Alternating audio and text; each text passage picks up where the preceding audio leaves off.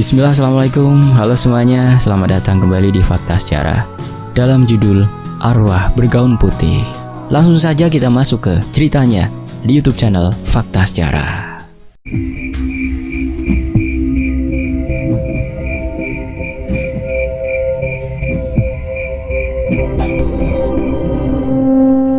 Samsul menatap bangunan besar di hadapannya dengan perasaan campur aduk. Rumah sakit itu berdiri angkuh di tepi kota. Sebagian masih berfungsi, namun sebagian lain tampak muram dan usang. Cat dinding mengelupas, jendela-jendela tua berdebu, sementara beberapa sayap bangunan dibiarkan kosong tanpa penerangan. Bagi kebanyakan orang, tempat ini lebih menyerupai bangunan tua peninggalan masa lalu ketimbang fasilitas kesehatan yang masih beroperasi. Namun bagi Samsul, yang baru saja diterima sebagai penjaga malam, inilah awal dari pekerjaan baru yang harus ia jalani.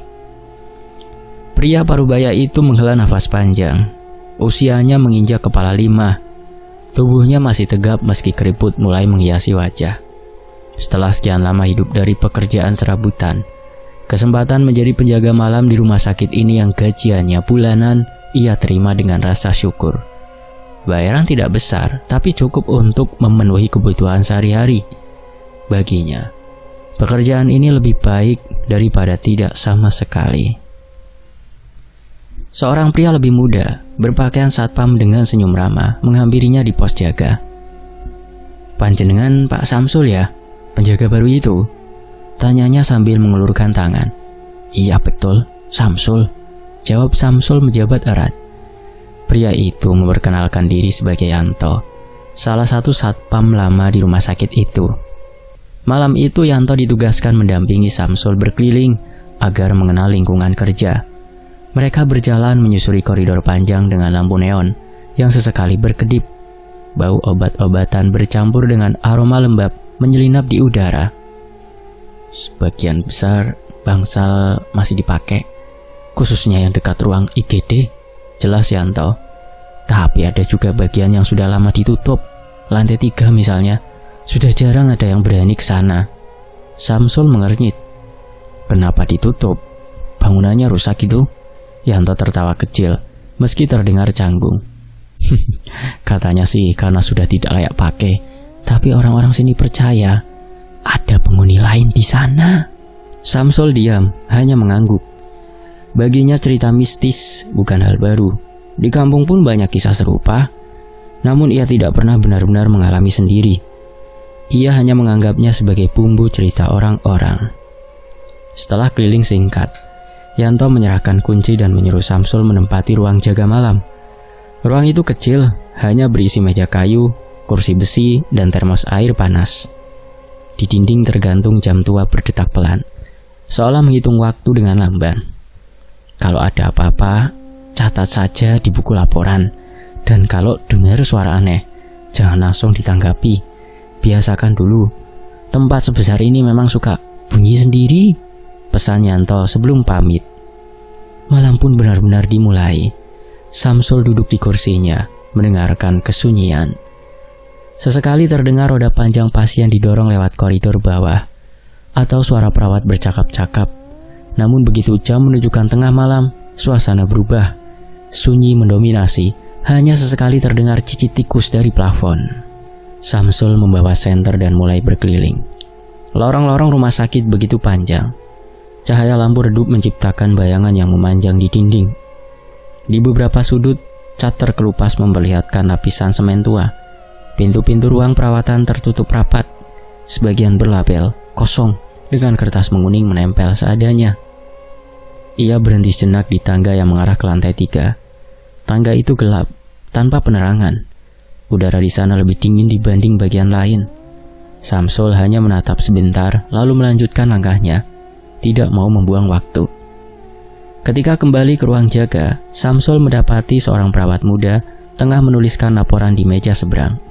Rambutnya dikunci rapi, wajahnya terlihat lelah. "Pak, sampean penjaga baru ya?" sapa perawat itu ramah. "Iya mbak, saya Samsul. Saya Rani. Hati-hati kalau pas keliling patroli ya pak. Rumah sakit ini suka bikin orang salah dengar. Kadang ada suara-suara yang bikin merinding. Tapi jangan takut, anggap saja angin.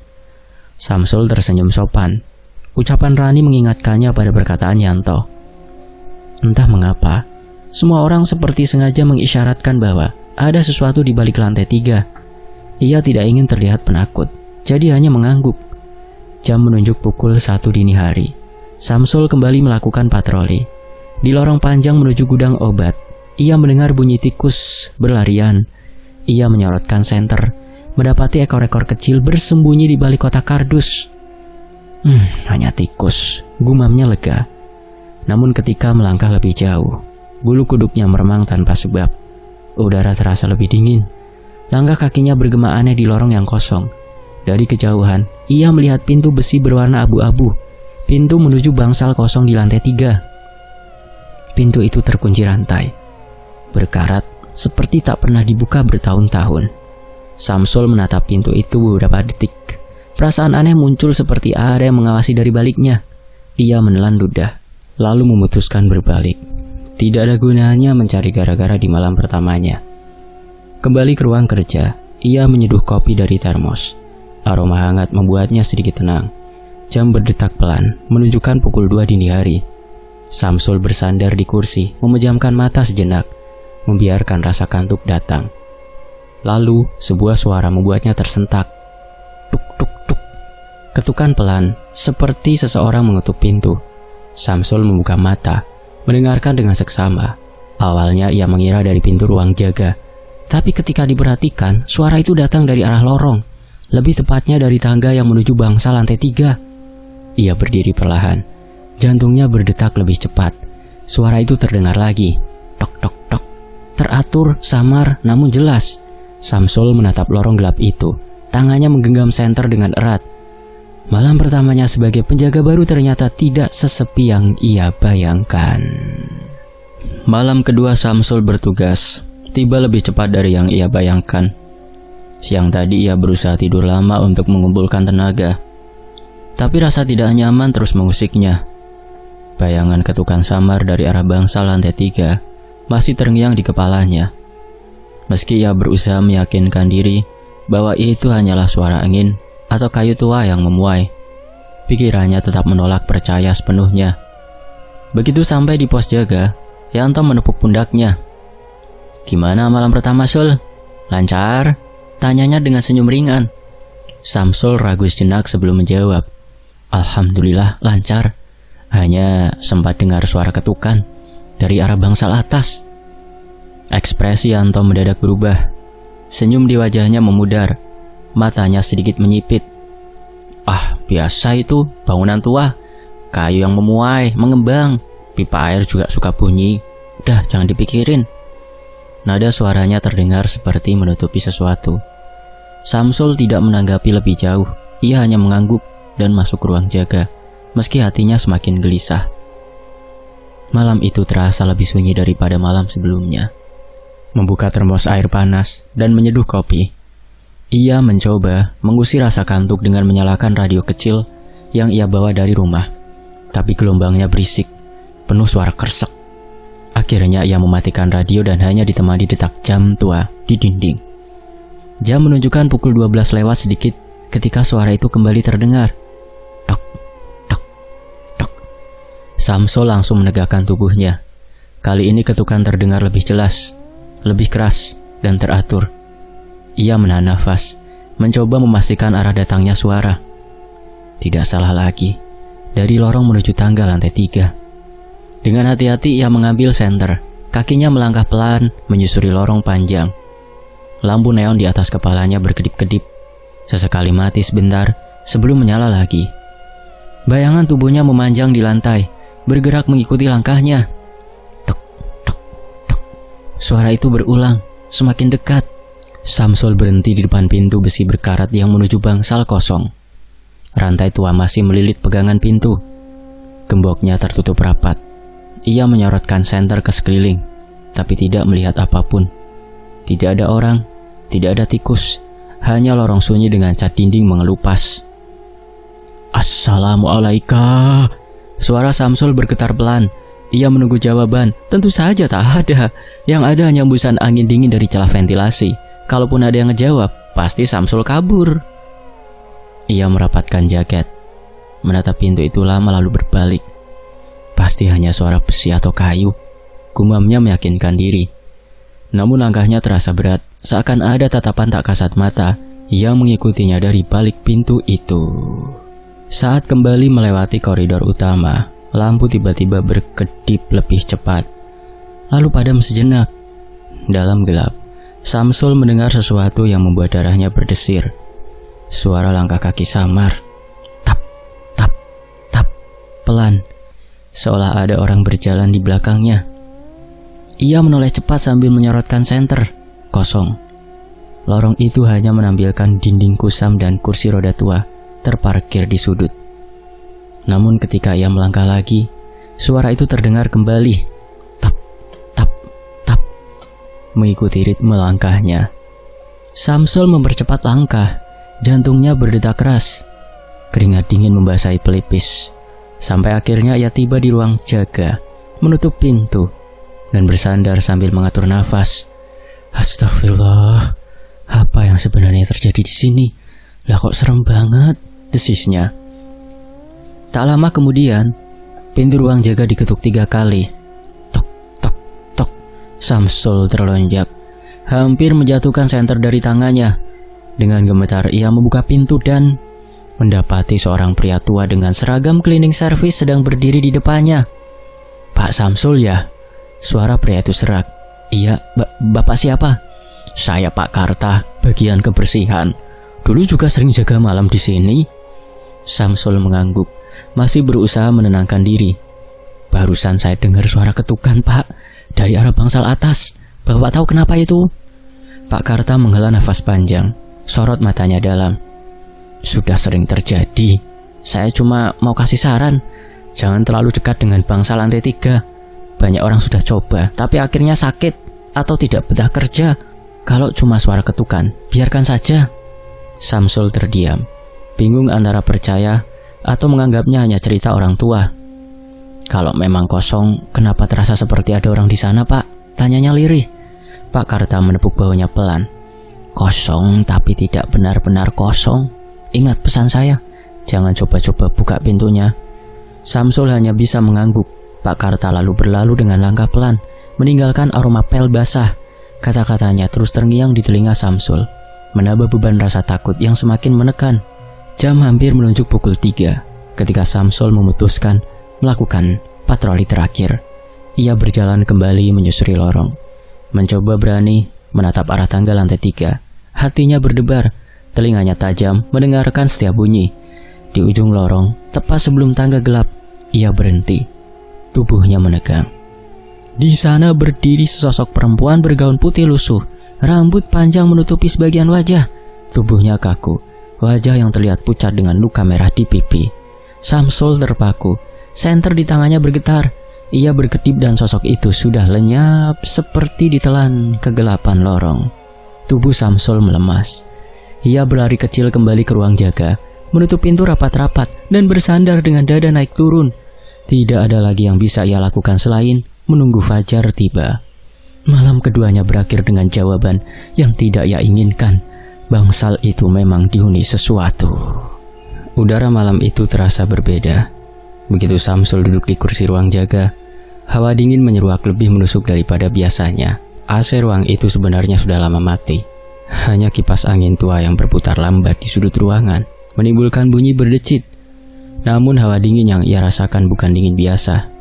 Malam itu, malam selanjutnya, dingin yang membuat bulu kuduknya meremang seolah ada sesuatu yang merayap di kulitnya.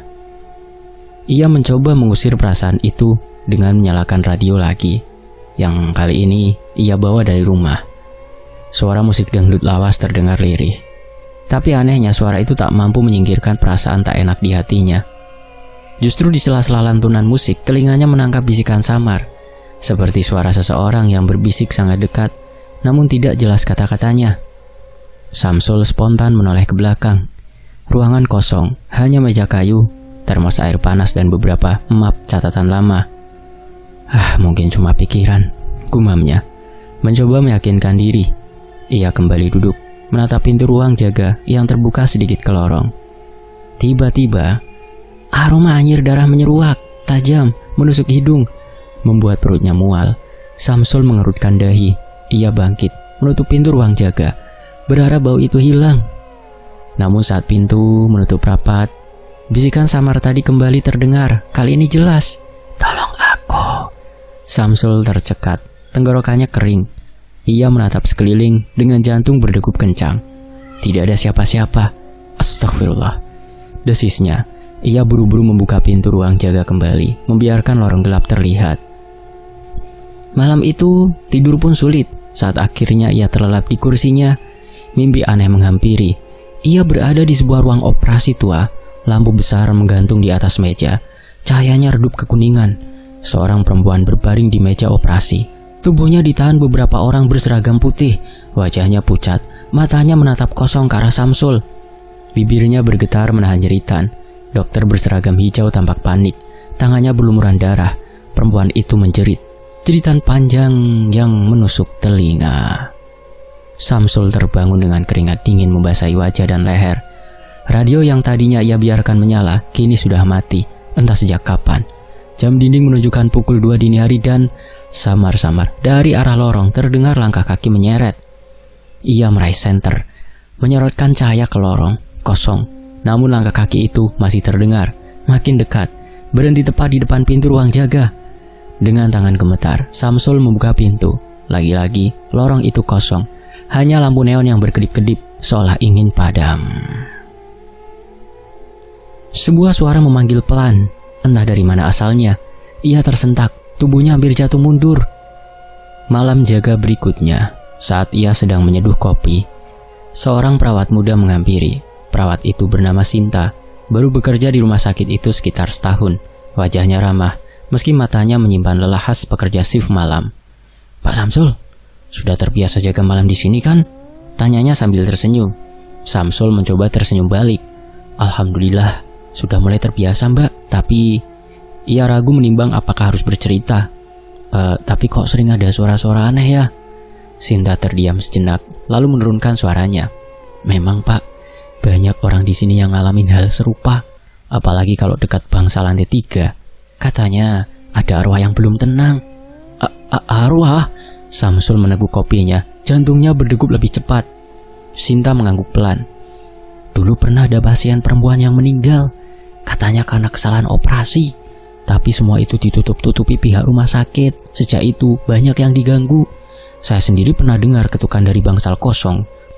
Padahal jelas-jelas tidak ada siapa-siapa di sana." Samsul menarik nafas panjang. Cerita itu menguatkan kecurigaannya.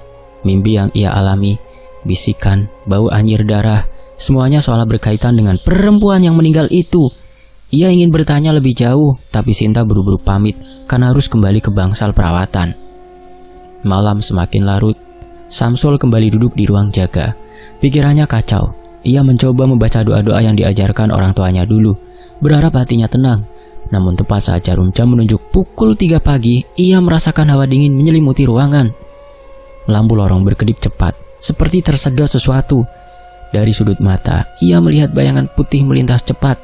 Ia refleks menoleh, dan kali ini ia melihatnya jelas. Seorang perempuan berdiri di ujung lorong. Gaun putihnya lusuh, sobek-sobek, wajahnya pucat pasi, penuh luka lebam dan darah kering. Rambut panjang tergerai menutupi sebagian wajah. Namun, mata perempuan itu terlihat jelas, menatap langsung ke arah Samsul, tajam, penuh duka dan amarah. Samsul membeku di tempat, kakinya kaku, nafasnya tersengal. Perempuan itu tidak bergerak, hanya berdiri menatapnya. "Ya Allah," bisik Samsul, tubuhnya gemetar hebat. Ketika ia berkedip, sosok itu lenyap, meninggalkan lorong kosong. Namun hawa dingin dan aroma anyir darah masih tertinggal. Samsul jatuh terduduk di kursinya, tubuhnya lemas tak berdaya. Malam itu ia tak lagi bisa memejamkan mata, karena bayangan wajah penuh luka itu terus menghantui benaknya. Sejak pertemuannya yang begitu jelas dengan sosok perempuan bergaun putih, pikiran Samsul tak pernah benar-benar tenang. Setiap kali malam menjelang, ia merasa was-was, seolah ada sesuatu yang menunggunya di dalam rumah sakit tua itu. Rasa takut itu bercampur dengan rasa penasaran. Arwah itu tidak seperti sekedar ingin menakut-nakuti. Tatapan matanya, jeritan dalam mimpi, dan bau anyir darah yang kerap muncul membuat Samsul yakin roh itu ingin menyampaikan pesan sesuatu. Suatu sore sebelum mulai shift malam, Samsul mencoba membuka percakapan dengan salah satu satpam lama bernama Sugeng. Lelaki itu sudah belasan tahun bekerja di rumah sakit tersebut. Saat Samsul dengan hati-hati menyinggung soal bangsal lantai 3, Sugeng langsung mengerutkan dahi. Mas Samsul, sudahlah, jangan kebanyakan kepo soal bangsal itu. Yang penting berangkat kerja, selesai, pulang. Sudah banyak orang kepo, akhirnya malah kesambet. Ada juga yang berhenti kerja. Kalau mau selamat, anggap saja tidak pernah dengar atau lihat apa-apa. Jawaban itu membuat Samsul tambah penasaran. Ia mencoba bertanya pada pegawai lain seperti Pak Sardi, petugas gudang yang sudah rentah. Sama saja, mereka menolak bicara. Wes mas, ndak usah diganggu. Bangsal kosong itu sudah ada yang jaga, tapi bukan menungso. Malam itu saat berkeliling seperti biasa, langkah kaki Samsul terhenti di depan bangsal lantai 3. Pintu besi tua itu tertutup rapat, gemboknya berkarat. Ia menyalakan senter, menyorot ke sekeliling pintu. Entah bagaimana, ia merasakan dorongan kuat untuk memeriksa lebih dekat. Di sisi kiri bawah pintu, ia menemukan sesuatu. Sebuah pintu kecil, hampir tertutup debu dan cat yang mengelupas. Ukurannya hanya setengah meter, seperti akses teknisi atau ruang servis untuk maintenance. Rasa penasaran menyingkirkan rasa takutnya. Dengan usaha keras, ia mencongkel pintu kecil itu menggunakan linggis yang dipinjam dari gudang. Bunyi berderit keras terdengar, menembus kesunyian malam. Lorong sempit terlihat di balik pintu kecil itu. Udara pengap segera menyergap, bercampur bau apak bercampur dengan sesuatu yang amis. Samsul menyalakan senter dan merangkak masuk. Lorong itu ternyata menghubungkan ke sebuah ruangan luas, ruang arsip lama. Ruangan itu dipenuhi lemari besi berdebu, banyak yang pintunya sudah berkarat terbuka. Map-map coklat berserakan di lantai, sebagian sobek, sebagian lagi dimakan rayap. Samsul mengambil salah satu map, membaca tulisan yang sudah memudar. Isinya catatan medis tahun 90-an. Ia membuka map lain, menemukan data operasi dan catatan pasien. Di salah satu tumpukan, ia menemukan catatan yang membuat jantungnya berdetak kencang. Nama seorang pasien perempuan usia 27 tahun tercatat meninggal karena komplikasi pembedahan. Tapi di bawahnya ada coretan samar dengan tinta merah. Tidak wajar, luka terlalu dalam, prosedur gagal, rahasiakan. Samsul menelan ludah, tangannya gemetar. Ia memeriksa lagi tumpukan lain dan makin jelas bahwa ada sesuatu yang janggal. Beberapa catatan operasi ditulis dengan terburu-buru. Ada tanda tangan dokter yang disilang. Bahkan beberapa halaman sengaja disobek. Sementara itu aroma anyir kembali tercium. Kali ini begitu tajam hingga membuatnya hampir muntah. Telinganya juga menangkap bisikan halus. Kebenaran, buka kebenaran. Ia tertegun, menoleh ke kanan dan kiri. Tidak ada siapa-siapa di sana, hanya lemari arsip dan kegelapan. Tapi ia tahu arwah itu ada di sekitarnya, mengawasinya. Samsul merasakan bulu kuduknya berdiri. Ia yakin roh perempuan itu ingin menunjukkan jalan menuju kebenaran. Ketakutan bercampur rasa tanggung jawab mulai muncul dalam dadanya. Kalau benar ini korban malpraktik, mungkin inilah alasan kenapa arwah itu gentayangan. Tiba-tiba suara berderit terdengar. Ia menoleh cepat. Pintu kecil yang tadi ia buka perlahan bergerak menutup meski tidak ada angin. Samsul buru-buru berlari ke arah pintu itu, tapi telat. Dengan bunyi keras, "Priak!" Pintu kecil itu menutup rapat. Samsul menendang, mencoba membukanya kembali. Tidak bergerak.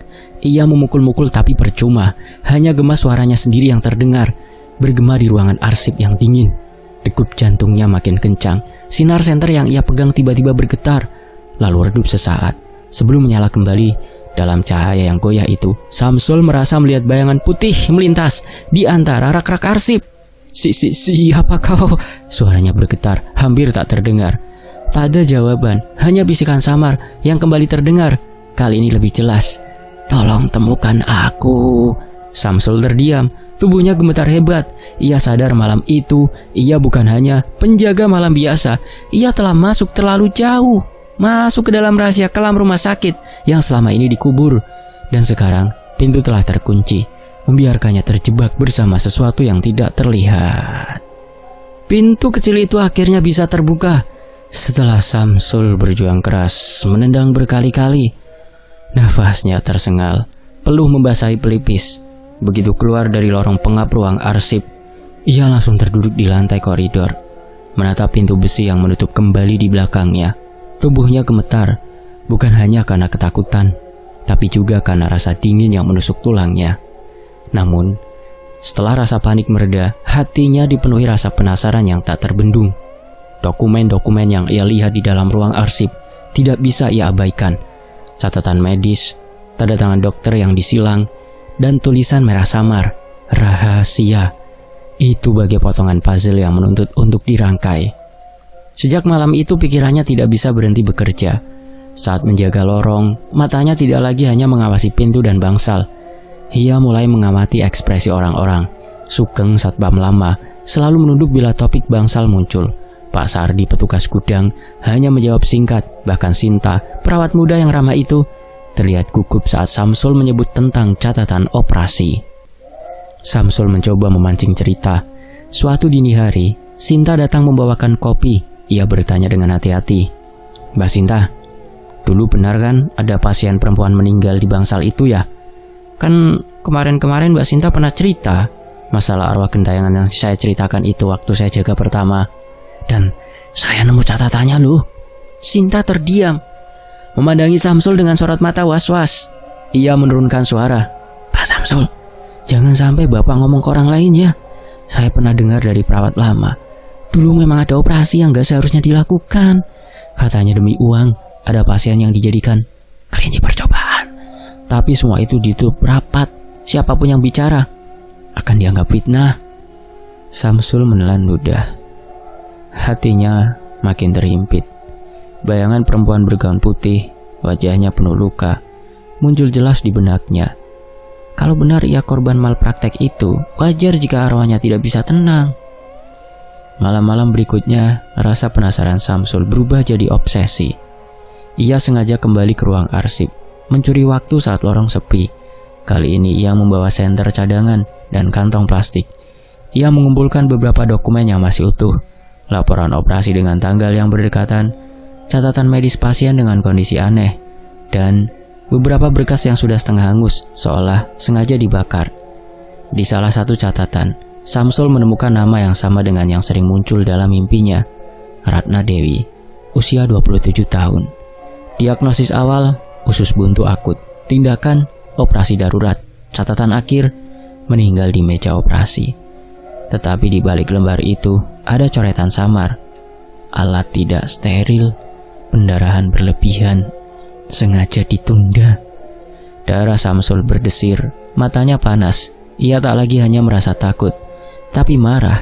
Bagaimana mungkin nyawa manusia diperlakukan sekejam itu? Namun, obsesi itu mulai memakan fisiknya. Tubuh Samsul melemah, suhu badannya naik turun, seperti demam tanpa sebab. Kadang tiba-tiba mimisan saat sedang patroli. Malam-malamnya dipenuhi mimpi buruk. Suara jeritan Ratna Dewi, tubuhnya yang penuh darah di meja operasi. Bahkan kadang, ia melihat dokter-dokter bayangan dengan wajah tertutup, masker, berdiri di sekelilingnya. "Pak Samsul, Bapak sakit ya? Wajah Bapak pucat sekali. Mau saya ambilkan vitamin?" kata Sinta suatu malam, cemas melihat Samsul yang tampak linglung di ruang jaga. Samsul hanya tersenyum kecut. "Gak apa-apa Mbak Sinta, cuma kurang tidur aja, resiko pekerjaan." Ia tidak mungkin menceritakan semuanya. Sinta mungkin tidak akan percaya, atau lebih buruk, bisa melaporkan kalau ia sudah mencampuri urusan lama rumah sakit. Seiring waktu, gangguan gaib semakin sering datang, seolah roh itu sengaja menekan Samsul agar segera bertindak. Suara ketukan kini tidak hanya terdengar dari bangsal, tapi juga dari meja ruang jaga. Aroma anyir darah sering muncul tiba-tiba, membuat perutnya mual. Bahkan ia merasa ada yang duduk di kursi kosong seberang mejanya, meski jelas tak ada siapapun. Pada malam yang paling berat, ketika hujan deras mengguyur luar gedung dan petir sesekali menyambar, Samsul mencoba beristirahat sejenak di kursinya. Namun tubuhnya mendadak terasa berat, kelopak matanya tertutup sendiri. Ia terjerembab dalam mimpi yang lebih nyata daripada sebelumnya. Ia kembali berada di ruang operasi. Lampu kuning menggantung, sorotannya samar. Ratna Dewi terbaring, wajahnya pucat pasi, matanya melirik ke arahnya, penuh permohonan. "Tolong!" Suaranya parau, darah mengalir di sudut bibir. Tangan-tangan para dokter bayangan menahan tubuhnya. Jeritanya menusuk telinga, membuat Samsul berusaha berlari menghampiri, tapi tubuhnya seakan membeku. Ia terbangun dengan nafas terengah, baju basah oleh keringat, dan di hadapannya bukan lagi mimpi. Di ruang jaga yang dingin, berdiri sosok Ratna Dewi. Gaun putihnya robek, penuh noda darah, rambutnya kusut, menutupi sebagian wajah. Namun kali ini, ia tak lagi hanya berdiri jauh di ujung lorong. Ia berdiri tepat di hadapan Samsul. Jaraknya hanya beberapa langkah. Matanya yang kosong menatap tajam, bukan dengan amarah, melainkan dengan permohonan. Samsul tercekat. Tubuhnya gemetar hebat. Aroma anyir menusuk hidungnya, membuat kepala pening. "Kak, kau ingin apa dariku?" Suaranya nyaris tak keluar. Sosok itu mengangkat tangan pelan menunjuk ke arah tumpukan dokumen yang dibawa Samsul di meja. Bibirnya yang pecah-pecah bergerak, mengucapkan kata yang samar, namun cukup jelas. "Buka kebenaran." Air mata Samsul menetes tanpa sadar. Ia sadar, roh itu tidak sedang menakutinya. Ratna Dewi hanya ingin satu hal, kebenaran tentang kematiannya yang dikubur dalam-dalam oleh pihak rumah sakit. Dan kini, Samsul, seorang penjaga malam biasa, telah menjadi saksi yang tidak bisa lari lagi. Malam-malam berikutnya berubah semakin mencekam. Samsul merasakan rumah sakit itu seakan menolak kehadirannya. Pintu ruang jaga yang biasanya diam saja, kini sering bergetar sendiri, seolah ada sesuatu yang mencoba masuk dari baliknya. Suara ketukan bukan lagi samar, tapi keras dan berulang, membuat dinding-dinding tua itu bergema panjang. Di lorong-lorong gelap, jeritan kadang terdengar tiba-tiba, bukan suara pasien, bukan pula suara pegawai. Jeritan panjang, penuh sakit, terdengar seolah datang dari bangsal kosong, lalu merambat hingga ke telinga Samsul yang sedang patroli.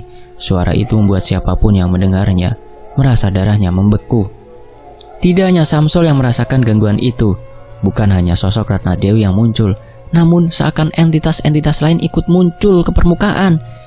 Beberapa pasien mulai mengeluh, mengaku mendengar suara orang menangis tengah malam. Seorang perawat tua bahkan sampai jatuh pingsan saat melihat bayangan putih melintas di lorong lantai 3. Rumah sakit mulai diguncang bisik-bisik, dan entah bagaimana, nama Samsul ikut terseret.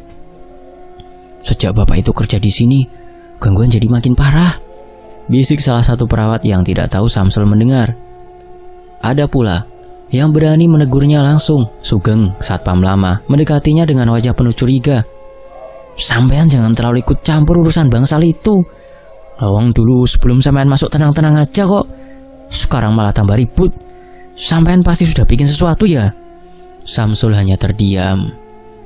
Ia ingin membela diri tapi lidahnya keluh. Bagaimana mungkin ia menjelaskan bahwa semua ini bukan ulahnya, melainkan arwah Ratna Dewi yang menuntut kebenaran? Hanya Sinta, perawat muda itu, yang masih menunjukkan simpati. Ia datang ke ruang jaga dengan wajah cemas. "Pak, jangan hiraukan omongan orang ya. Saya percaya Bapak nggak ada maksud buruk. Tapi Bapak juga harus hati-hati. Semakin Bapak dekat dengan rahasia itu, semakin besar gangguan yang akan Bapak alami." Samsul menatapnya lekat-lekat, mencoba menemukan kekuatan dari kata-katanya. "Saya nggak bisa berhenti, Mbak. Saya sudah lihat sendiri dokumen-dokumen itu. Arwah perempuan itu, dia terus mendekat, menuntut saya. Dia minta saya membuka kebenaran." Sinta terdiam, wajahnya tegang. "Kalau begitu biar saya bantu, Pak. Kita hadapi ini sama-sama." Sejak itu mereka berdua mulai saling berbagi informasi. Samsul memperlihatkan dokumen-dokumen yang berhasil ia selamatkan dari ruang arsip. Malam itu mereka membuka tumpukan kertas dengan hati-hati, menyalakan lampu meja kecil di ruang jaga. Salah satu catatan yang paling baru membuat mereka terperangah. Laporan operasi terakhir atas nama Ratna Dewi. Di halaman depan tertulis jelas, meninggal di meja operasi. Namun di balik lembaran itu, ada catatan tambahan dengan tulisan terburu-buru. Sebenarnya pasien masih hidup saat prosedur ditutup. Pendarahannya disengaja dibiarkan. Arahan jangan ungkit kasus ini. Sinta menutup mulutnya, menahan rasa mual. Astaga, jadi benar, Pak. Mereka sengaja membiarkan dia mati. Samsul menggenggam kertas itu erat, matanya panas. Inilah yang dia tunjukkan padaku. Inilah yang membuat dia tidak tenang. Namun tak lama setelah mereka membaca dokumen itu, suasana di sekitar berubah drastis. Lampu lorong berkedip-kedip, lalu padam seketika, meninggalkan ruangan dalam kegelapan. Senter yang mereka bawa mendadak redup, baterainya seolah disedot habis. Dari ujung lorong, suara langkah kaki menyeret, terdengar perlahan. Makin lama, makin dekat. Aroma anyir darah menyeruak, begitu tajam hingga menusuk hidung. Sinta menggigil, meraih lengan Samsul. "Pak, sepertinya dia datang." Dalam kegelapan samar-samar terlihat sosok itu, Ratna Dewi. Gaun putihnya kini lebih penuh darah daripada sebelumnya. Wajahnya porak-poranda, luka terbuka di pipi dan dahi, matanya yang kosong menatap tajam. Kali ini tanpa keraguan. Samsul berdiri kaku, nafasnya tercekat. Sosok itu berjalan perlahan ke arah mereka. Langkahnya menimbulkan bunyi basah, seperti darah yang menetes di lantai. Sinta menunduk, tubuhnya gemetar hebat. Dia makin dekat, Pak," bisiknya lirih. Sosok itu berhenti tepat di depan ruang jaga. Pintu kayu bergetar hebat, seolah akan jebol. Samsul memeluk map dokumen di dadanya, merasakan hawa dingin menusuk tulang. Sosok Ratna Dewi muncul di ambang pintu, tubuhnya berlumuran darah, rambut panjangnya menempel di wajah pucatnya. Ia menatap Samsul, lalu mengangkat tangan penuh darah, mendekatkannya perlahan ke arah wajahnya. Jarak mereka hanya tinggal 1 jengkal. Samsul ingin lari, tapi tubuhnya tak bisa bergerak. Detik itu ia sadar, arwah itu tidak sekedar menampakkan diri. Ia datang untuk benar-benar menyentuhnya, mengikatnya dalam jeritan abadi yang menuntut kebenaran. Dan setelah itu hilang bersama dengan asap putih. Dan Pak Samsul pingsan. Samsul terbangun dengan kepala berat, tubuhnya masih terasa lemas setelah pingsan. Aroma obat-obatan dari ruang perawat menyergap hidungnya, dan samar-samar ia mendengar suara langkah kaki. Sibuk para perawat. Sinta duduk di kursi dekat ranjang, wajahnya penuh cemas. "Pak Samsul, alhamdulillah sadar juga," ucap Sinta lega. "Bapak bikin saya takut semalam." Samsul menatap sekeliling, mencoba mengingat kembali kejadian terakhir. Wajah Ratna Dewi, darah menetes, lalu gelap. Dadanya masih terasa sesak, seolah dingin itu belum sepenuhnya hilang. Ia menarik nafas panjang, lalu menatap Sinta dengan tekad baru. Aku gak bisa terus begini, Mbak Sinta. Semua ini harus diselesaikan. Bangsal 3 itu harus dibuka," katanya lirih tapi tegas. Sinta terdiam. Ia tahu resiko dari kata-kata itu. Selama bertahun-tahun bangsal tersebut dikunci rapat, diselimuti cerita mistis yang ditutup-tutupi. "Kalau Bapak lakukan itu, apa Bapak yakin siap? Semua orang di sini sudah lama memilih diam loh." Samsul mengangguk. "Kalau terus didiamkan, arwah itu gak bakal tenang. Dan aku gak mau jadi pengecut. Dan juga aku gak mau diganggu terus, Mbak Sinta." Malam itu setelah mendapat izin seadanya dari kepala keamanan rumah sakit, Samsul membawa kunci besi tua. Sinta menemaninya, meski wajahnya pucat ketakutan. Mereka berdiri di depan pintu bangsal 3 yang sudah berkarat, rantainya dipenuhi debu. Suasana lorong begitu hening, hanya bunyi detik jam dinding dari kejauhan yang terdengar. Saat Samsul memasukkan kunci gembok tua, jantungnya berdegup kencang. Logam itu berderit nyaring, dan pintu besi berkarat terbuka perlahan, seakan mengeluh karena terlalu lama terkurung. Udara pengap menyambut mereka, bau anyir bercampur lembab segera menusuk hidung. Sinta spontan menutup mulut dengan sapu tangan. Samsul melangkah masuk. Senter di tangannya menyorot ruangan panjang dan ranjang-ranjang tua berdebu. Cat dinding mengelupas, sebagian jendela pecah, tiraikan lusuh tergantung kusam. Namun yang paling membuat bulu kuduk berdiri adalah suasana itu. Seperti ada mata tak terlihat yang mengawasi dari kegelapan. "Ya Allah," gumam Sinta lirih, menggenggam erat lengan Samsul. Di sudut bangsal, Samsul menemukan sebuah lemari arsip yang sebagian pintunya terbuka. Ia segera mendekat, membuka map-map tua yang nyaris hancur dimakan rayap. Tangannya gemetar ketika menemukan dokumen tambahan untuk memperkuat bukti. Samsul butuh itu. Di dalam catatan itu tertulis lagi, pasien menjalani operasi darurat, komplikasi berat, meninggal dunia. Tanda tangan dokter yang berbeda dari map yang ia temukan sebelumnya. Samsul terdiam, keringat dingin mengucur di pelipisnya. Ya, inilah bukti yang siap memperkuat laporannya akan diberikan kepada polisi.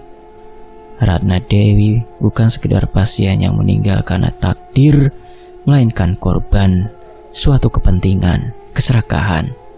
"Pak, kita harus laporin ini segera," ujar Sinta lirih. Samsul mengangguk. Ya, besok pagi kita kasih ke pihak berwenang.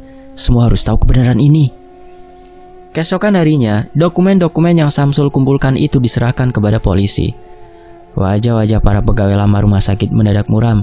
Sebagian enggan bicara, sebagian lain justru lega. Karena rahasia kelam itu akhirnya terbuka. Media lokal pun mulai memberitakan menyebut ada dugaan praktek kotor yang pernah dilakukan dokter-dokter tertentu bertahun-tahun silam. Samsul duduk di ruang jaga dengan hati campur aduk. Ia lega karena beban itu terangkat. Namun juga takut pada reaksi arwah Ratna Dewi.